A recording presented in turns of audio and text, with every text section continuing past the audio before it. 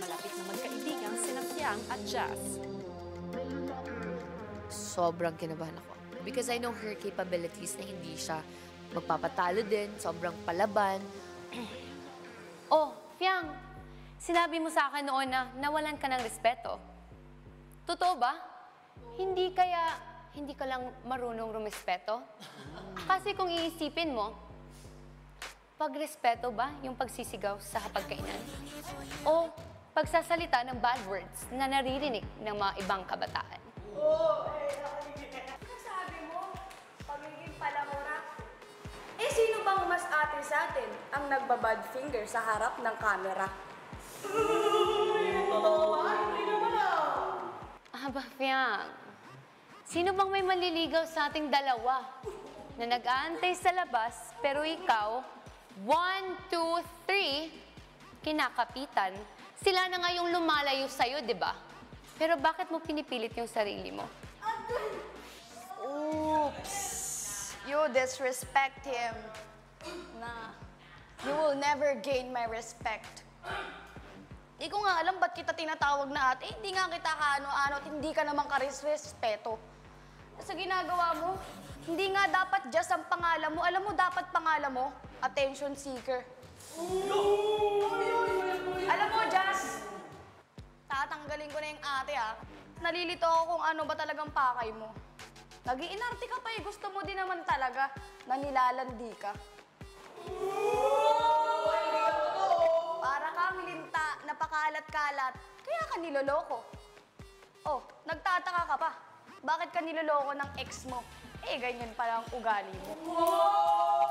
Sobrang alam mo yung attention seeker at saka pagiging bastos kasi gawain mo yan eh. It takes one to know one. Niloloko ako? Hindi ko naman yung kasalanan eh. Sino ba yung iniwan tapos ang tagal naka-move on? Ikaw, proud ka ba na nakikita ng kapatid mo at ng mama mo ang kalandian mo dito? Ano bang pinunta mo dito? Pangarap? O syota? Hindi naman ako pumasok dito para maging syota. Kaya kung gusto mo, kunin mo. Hindi ko naman chinain si JM, so kasalanan ko ba na siya yung mismong lumalapit sa akin? Sino bang nagchichika sa'yo na gusto ko yan? Sino? Wala. Sariling utak mo lang yun. So tinanong mo ako, masaya ba yung nanay kapatid ko? Dahil ginagamit ko edukasyon, ibalik ko yung tanong ko sa'yo. Masaya ba yung nanay mo sa mga pinagagawa mo dito? Oo, masaya. O di congrats sa'yo. Sinong nauna? Sure ka bang optimistic ate ka na yan? Next pair. O kaya pakita ate?